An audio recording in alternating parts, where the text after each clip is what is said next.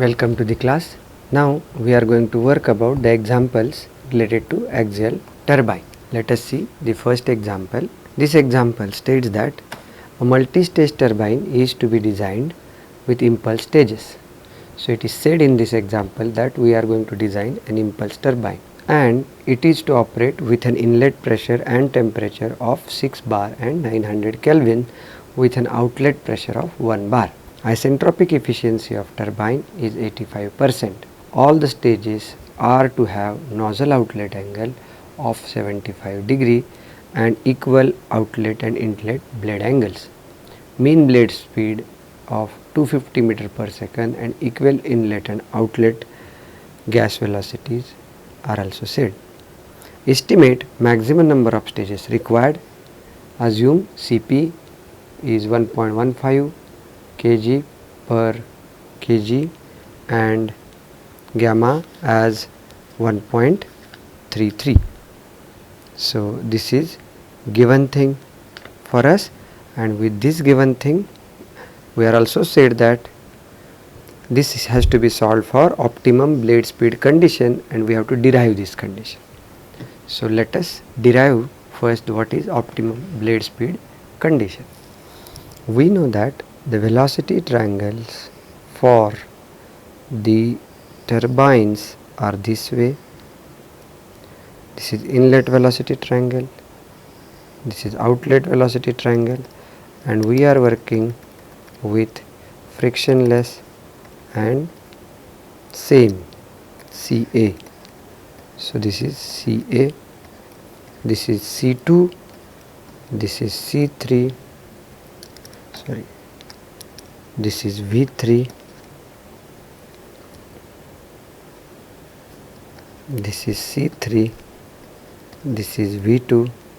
So what we have is this angle is alpha 2, this angle is beta 2, this angle is alpha 3, this angle is beta 3.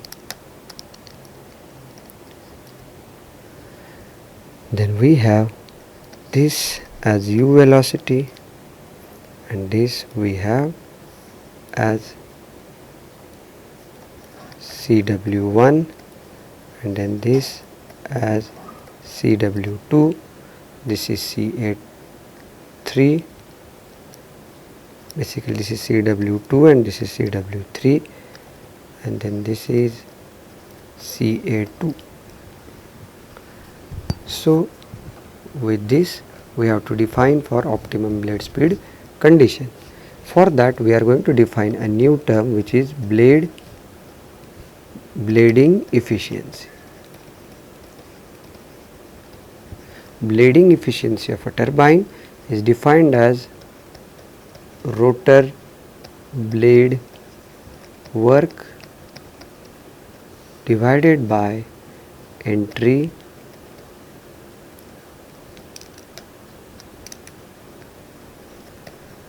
energy supplied to the rotor. So we know that Wt is rotor work and E in is entry energy given. So for us we know in general from Euler turbine turbomachinery equation we have specific work done is U into Cw2 minus Cw3. But in this specific case we have Cw3 in opposite direction to Cw2, so we have Cw2 plus Cw3, which is what we are calling it as delta Cw. Now we have to define what is E in, what is the energy available to the blade, and then energy available to the blade is first kinetic energy at the exit of the nozzle, which is half C2 square, plus there are two forms of energies. One is change in the blade velocity centrifugal energy, which is based upon the diameter pi dn by 60, plus there is enthalpy drop which is going to take place on the blade, which is going to alter the kinetic energy from relative sense. So this is this change in kinetic energy which is going to happen on the blades. This is due to the centrifugal energy, and this is available kinetic energy in absolute sense at the inlet. At this moment, as what we said, we are working on axial flow turbine, and we are having, for this example, we have degree of reaction which is lambda is equal to 0. What is the repercussion of it? This says that delta H rotor is equal to 0.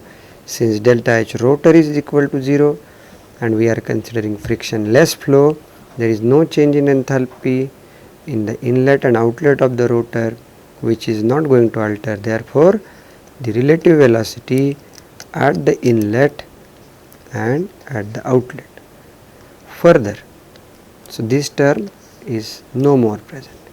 Further, we are working for the axial flow turbine with mean height or at the mean blade plane, and for that we have U2 is equal to U3 is equal to U. So this term also vanishes. So ultimately we have half C2 square as the energy. So blading efficiency, we are defining it as epsilon, is delta C U into delta CW divided by half C2 square. So it is twice U delta CW divided by C2 square. So let us find out what do we mean by delta CW. For us it is CW2 plus CW3, and we can know CW2 is this, CW2 is this complete, and CW3 is this complete, but this complete length can be also said to be equal to V2 sine beta 2, which is this small length, plus V3 sine beta 3, which is this length. So we are defining it, and we will have, suppose we are given in the example that equal blade outlet angle. So we are given that beta 2 is equal to beta 3, and also we have V2 is equal to V3. So delta CW is equal to twice V2 sine beta 2. So we can write it as twice 2 into U into 2 V2 sine beta 2 divided by C2 square. So we have 4U into V2 sine of beta 2 divided by C2 square. So let us find what is V2 sine beta 2. V2 sine beta 2 is this distance, which we can write as V2 sine beta 2 is equal to C2 sine alpha 2, which is this big distance, minus U. So we have epsilon is equal to 4U into C2 sine alpha 2 minus U divided by C2 square.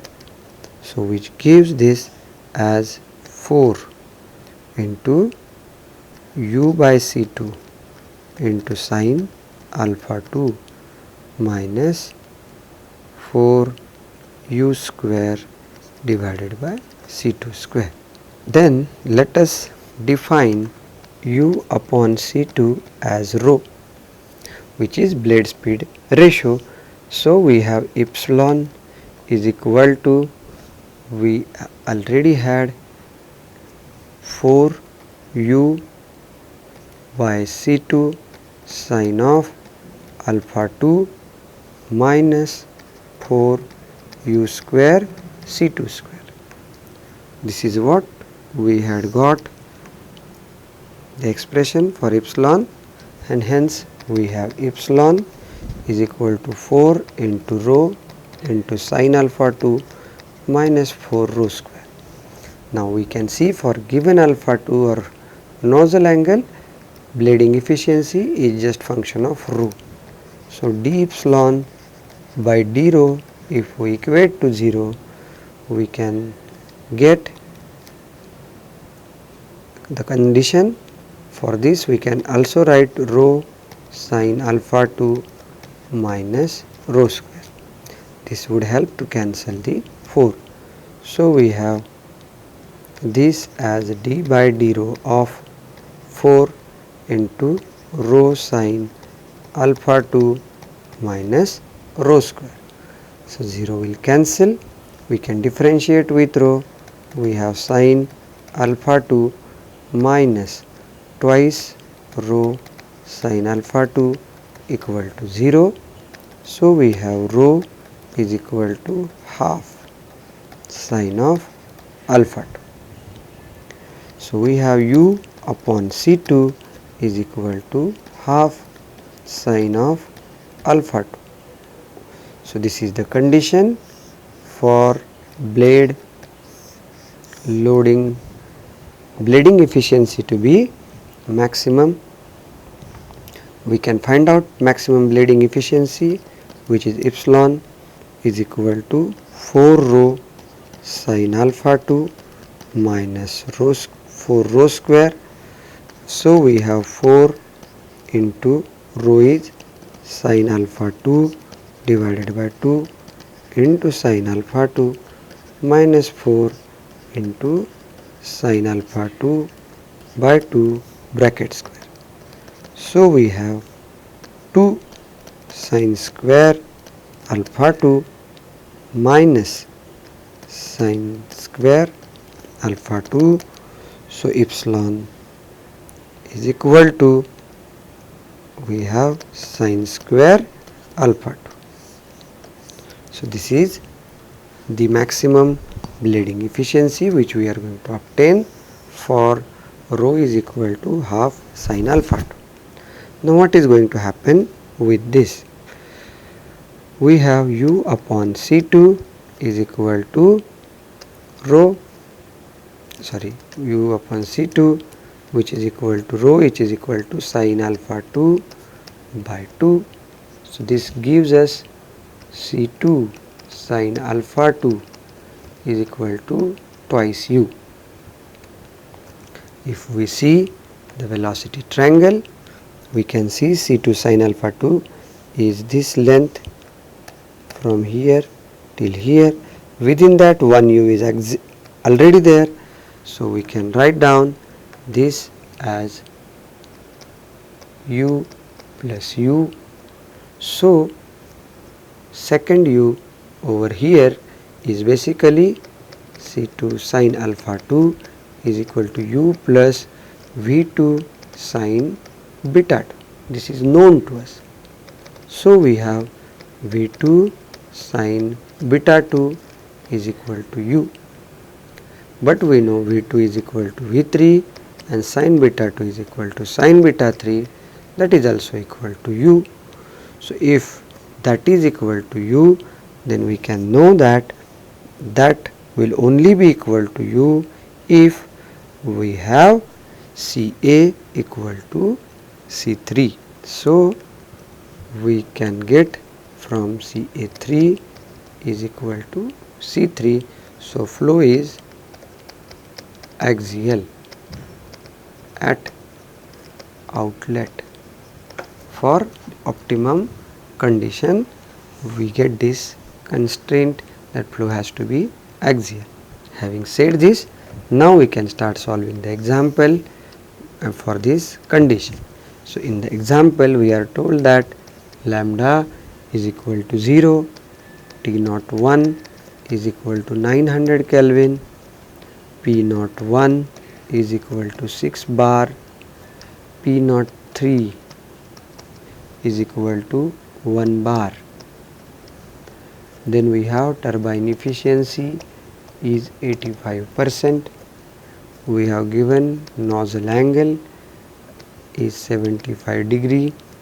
We are told that beta 2 is equal to beta 3 symmetric blades. For impulse turbine, we are told that U is equal to 250 meter per second. Also we are told that there is no friction, which is V2 is equal to V3. So we have to find out what is N, which is number of stages. How to find out number of stages? We can find out number of stages by knowing that there is one delta T naught may be complete turbine, and that delta T naught complete turbine is equal to N number of stages into delta T naught in one stage. So one turbine has many stages, so total temperature drop or the summation of across all stages is equal to delta T naught across the turbine. We know that turbine efficiency is equal to T naught 2 minus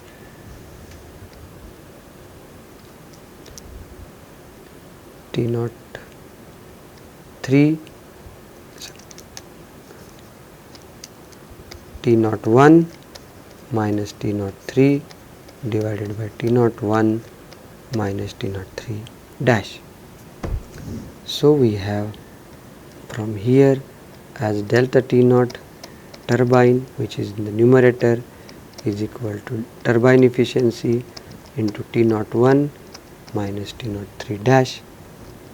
So here it is turbine efficiency into T naught 1 into 1 minus T naught 3 dash divided by T naught 1. So we have delta T naught turbine is equal to turbine efficiency delta T naught 1 into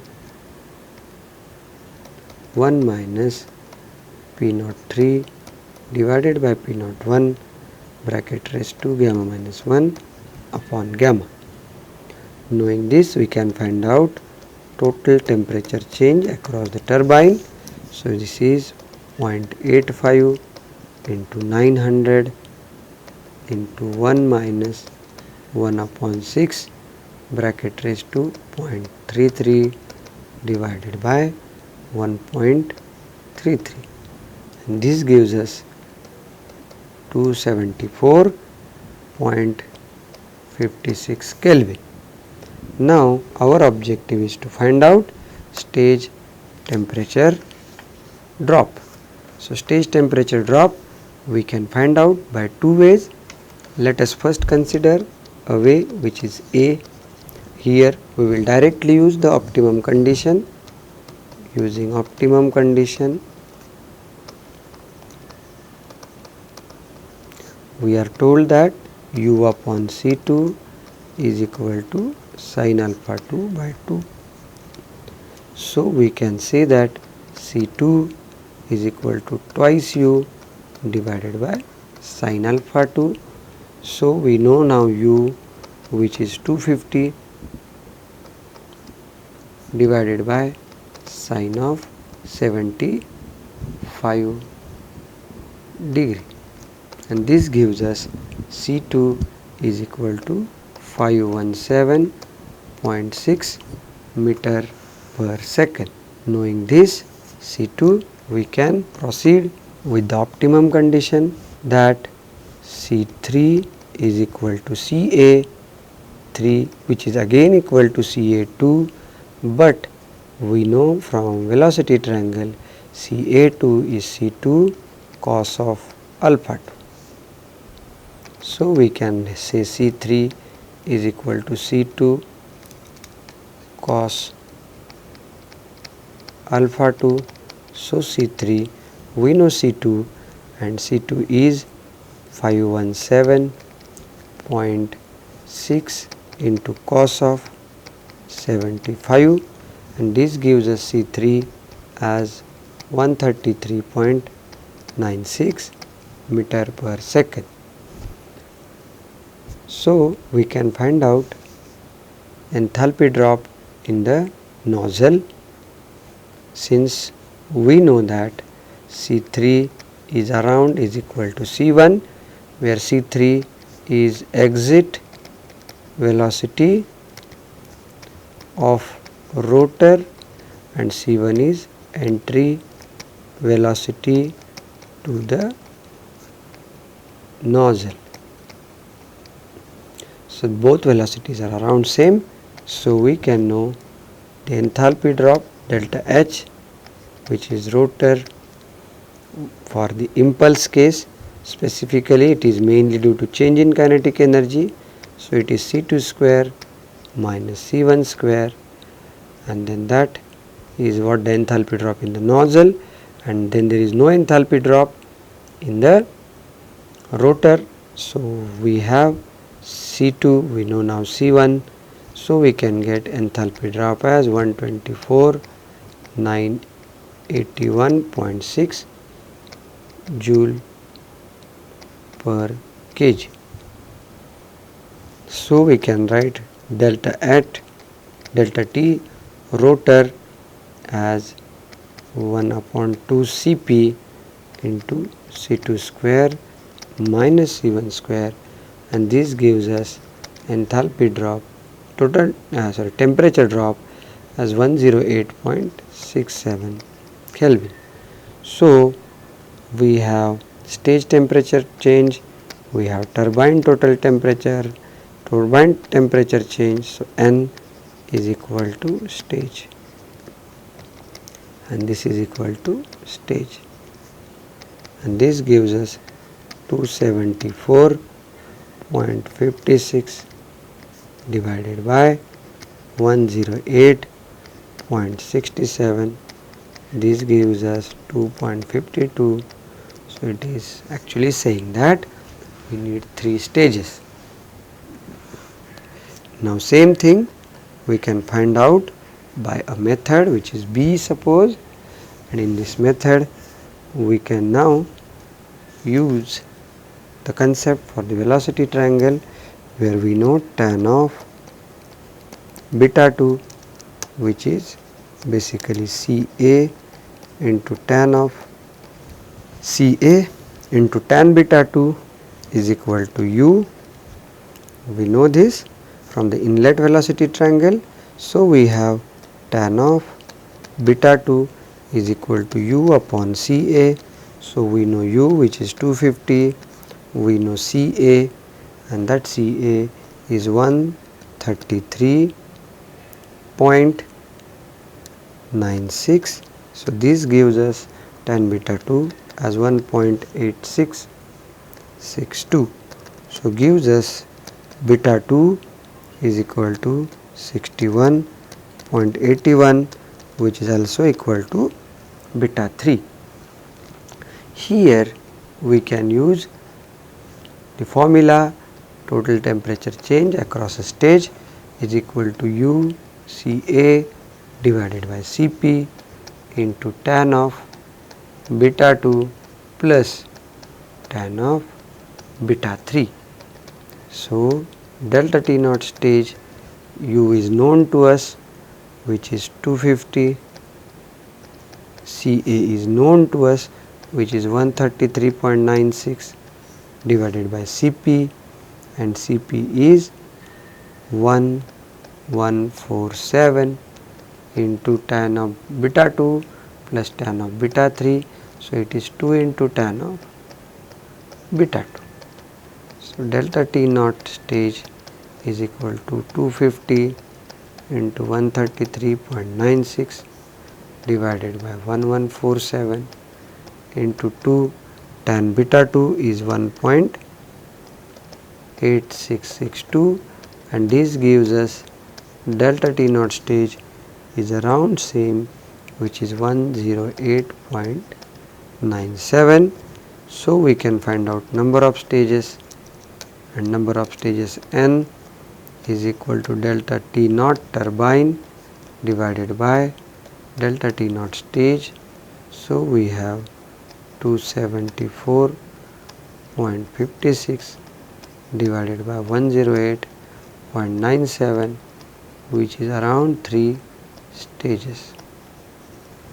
So this is how we should remember we can solve the example for the turbine which is told to be impulse turbine, and here we have learnt how to derive the expression for the optimum blade speed condition with certain constraints that equal blade angles without friction, and outcome is we will have axial flow velocity and we get u by C2 is equal to sin alpha 2 by 2.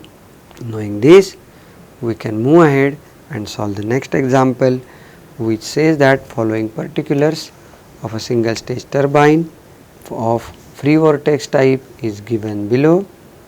Determine the gas temperatures, velocities and discharge angle at the blade root and tip radii. Assume 1.147 Cp and gamma 1.4. Total pressure inlet head is 4.6 bar, static pressure at mean radius is 1.6 bar, mean blade diameter to height ratio is 10, nozzle loss coefficient is 0.1, total head inlet temperature is 973, nozzle outlet angle is 60 degree, mass flow rate is 20 kg per second. So, having said this, we can say that the given things for this example are P naught 1 is equal to 4.6 bar, T naught 1 is equal to 700 degrees Celsius, which is 973 Kelvin, then P2 is equal to 1.6 bar, dm mean diameter to the height of the blade, that ratio is told to be 10, m dot is given as 20 kg per second, Cp is given as 1147, gamma is given as 1.33. We are told that loss coefficient is 10%. So, we are practically told that nozzle efficiency is 90%. We are also told that nozzle angle is 60 degree.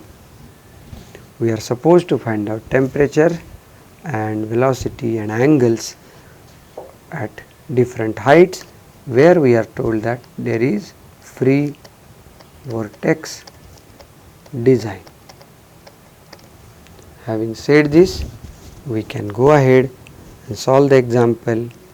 We know nozzle efficiency as T naught 1 minus T2 divided by T naught 1 minus T2 dash, but we know T naught 1 upon T2 dash is equal to P naught 1 upon P2 dash or P2 bracket raised to gamma minus 1 upon gamma.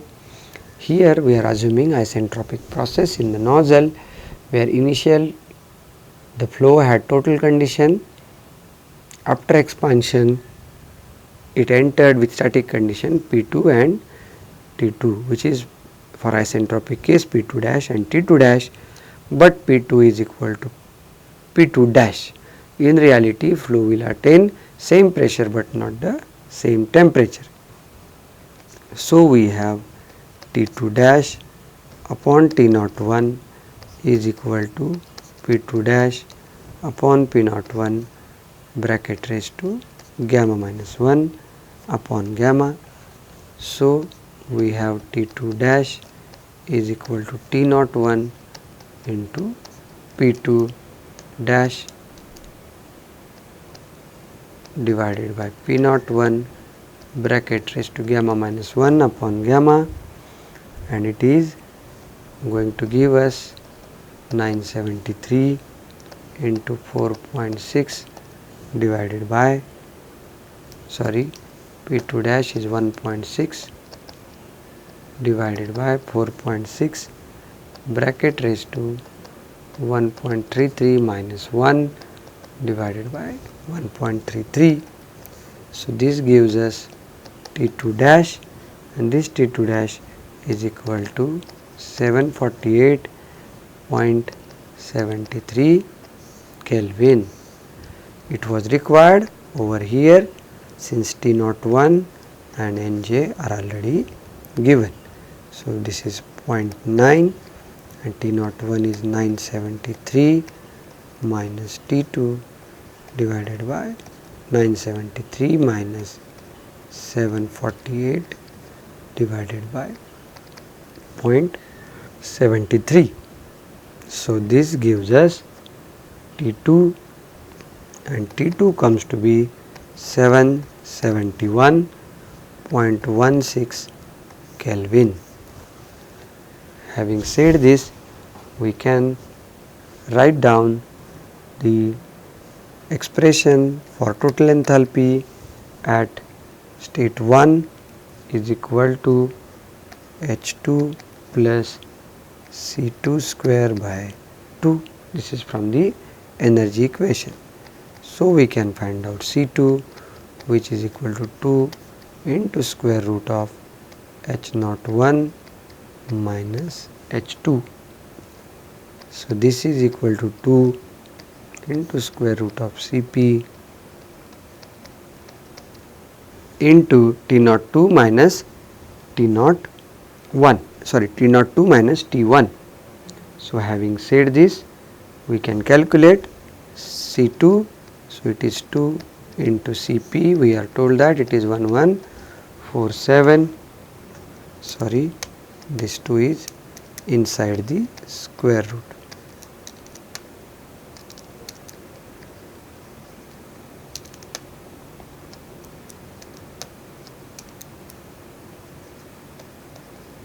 Two into 1147 into T02, and T02 is 973 minus T2 is told or calculated 771.16, and this gives us C2 680.46 meter per second. From velocity triangle, we know CA2 is equal to C2 cos of alpha 2. So we know C2 now, which is 680.46. We are told that alpha 2 is 60. So this gives us C2 as 340.23 meter per second. Now we have to find out different dimensions which will be used for the free vortex design. So for that we can make use of m dot, which is mass flow rate, which is equal to rho a v. This is velocity into area into density, but here we have to take velocity as C2 C. Here we have to take rho into A into CA2, but we have to find out rho. So for that we know that P is equal to rho RT. So this gives us rho is equal to P upon RT. So we have rho 2 is equal to P2 upon RT2, but we do not know R. What we are given with Cp, which is 1147. We know that gamma is equal to Cp by Cv, and Cp minus Cv is equal to R. So having said this, we can find out R by replacing Cv with Cp, and then we can get Cp is equal to gamma R upon gamma minus 1. So R is equal to Cp into gamma minus 1 divided by gamma. So this we can use to find out R, and then we can make use of it for the calculation of area. So we can make use of this over here for m dot is equal to rho A Ca2. So we have now rho as P2 upon R2 into A into Ca2. So this we can have as P2 A Ca2 divided by RT2. So m dot is equal to P2 A Ca2 divided by R is Cp into gamma minus 1 upon gamma into T2, and so this gives us m dot is equal to gamma into P2 into A into Ca2 divided by Cp into gamma minus 1 into T2. So we know m dot is 20 as given in the example, and that is equal to 1.33. P2 is given as 1.6 into 10 to the power 5. The area is to be evaluated. Ca2 is 340.23 divided by Cp is 1147 into gamma minus 1, which is 0.33, into T2, which is 771.16, and this gives us area is equal to basically A2 and 0.08 meter square. But we know that the area A2 is equal to pi dm into h. This is the area across which flow is flowing, but we know h given in terms of d as dm by 10. So it is pi by 10 dm square, and then this is equal to 0.08, and this gives us dm is equal to 0.506. So we can know Rm, which is radius, as 0.25 meter. Further, we know dm by h is equal to 10, so we get h is equal to 5.06 centimeter. It is very small number. Having said this, we can proceed for further calculations. Now we can find out root, r root, what is the radius at root, and then that radius at the root is equal to radius at mean minus h by 2. So it comes out to be 0.25 minus 0.0506 divided by 2, which is 0.2247 meter.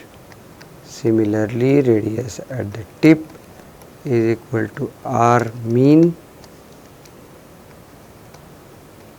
plus h by 2, and so we have 0.25 plus 0.506 by 2 is equal to 0.2753 meter.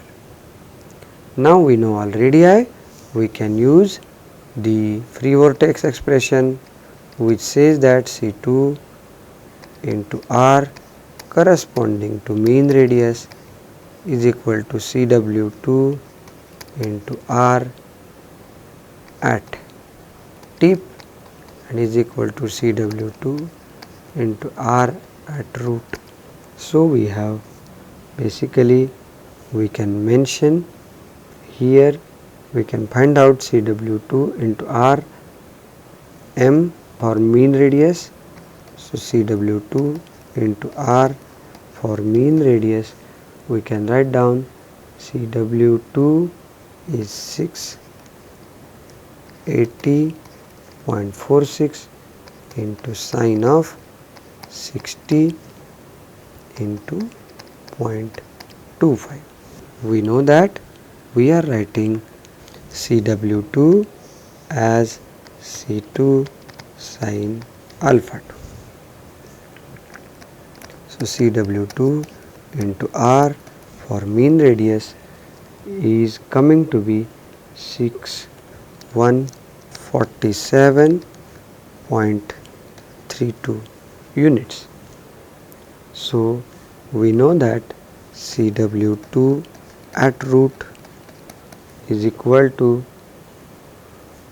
147.32 divided by R at root, and R at root is 147.32 divided by 0.2247. So CW2 at root is 655.64 meter per second. But we know that CW2 at root is equal to Ca2 tan of alpha 2 also at root. So tan of alpha 2 at root is equal to CW2 divided by Ca2 at root. So tan of alpha 2 at root is equal to CW2, which is 655.64 divided by Ca2, and Ca is basically 340.23. We have found out Ca, which is 340.23, and this gives us the angle which is alpha 2 at root, and this angle is 62.6 degree. So one of the answers, we have found out what is the angle at the root for the nozzle, and then we know now we have to find out C2 at tip is equal to also Ca2 divided by cos of alpha 2 at tip. So we have, but here we have to first find out what is cos of alpha 2 at tip. So for that we have to first equate CW2 into R at tip is equal to 147.32, and then we know R at tip, and R at tip is 0.2753. This gives us CW2 at tip, which is equal to 535.12 meter per second. So we can find out now first tan alpha 2. So we have C2 at tip is equal to Ca2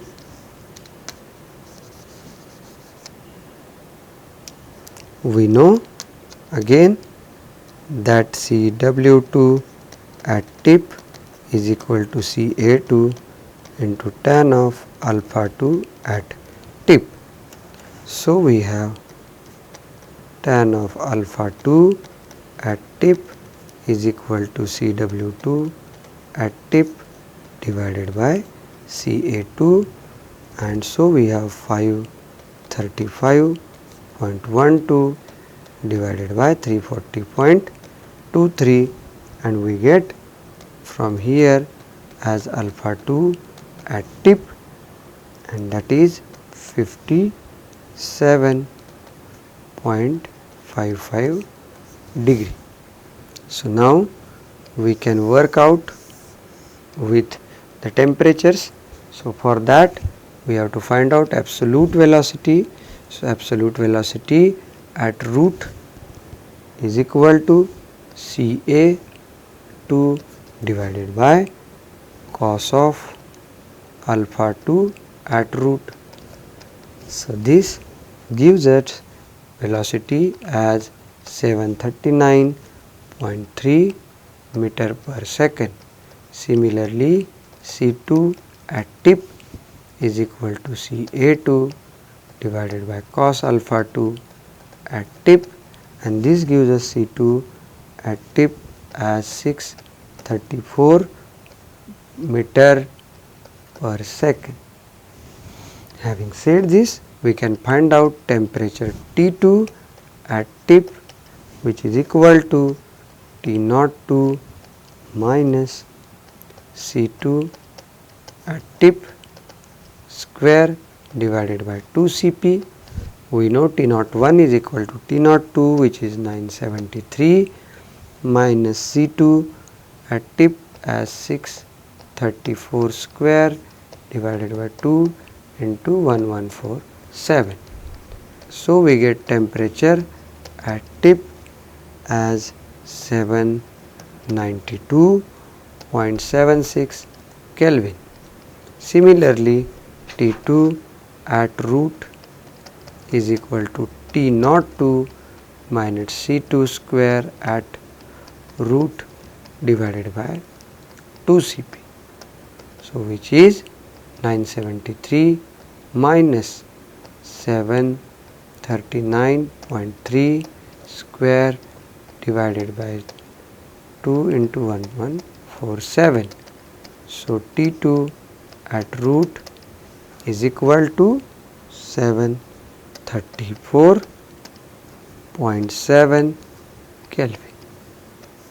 So this is how we can make use of the basics and the velocity triangle to solve the example which is for the turbines. In case of turbine, following are the silent features what we learnt. So this is the velocity triangle for the turbine, where we are assuming that the axial velocity at the inlet and at the outlet is same. So here we will have this as C2, this as V2, and hence this as CA2, further this as CA3, which is equal to CA and which is equal to again CA. But then we will have this as V3, this as C3. So the angles what we can make out over here, this first angle is alpha 2, the second angle is beta 2.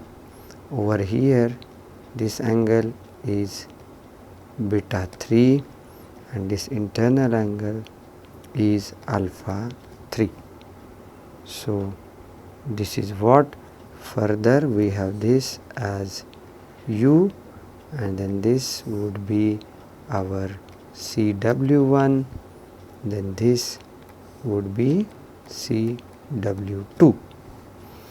Then we have some derived formulas where we said that U upon CA is equal to tan of alpha 2 minus tan of beta 2, which is further equal to tan of beta 3 minus tan of alpha 3.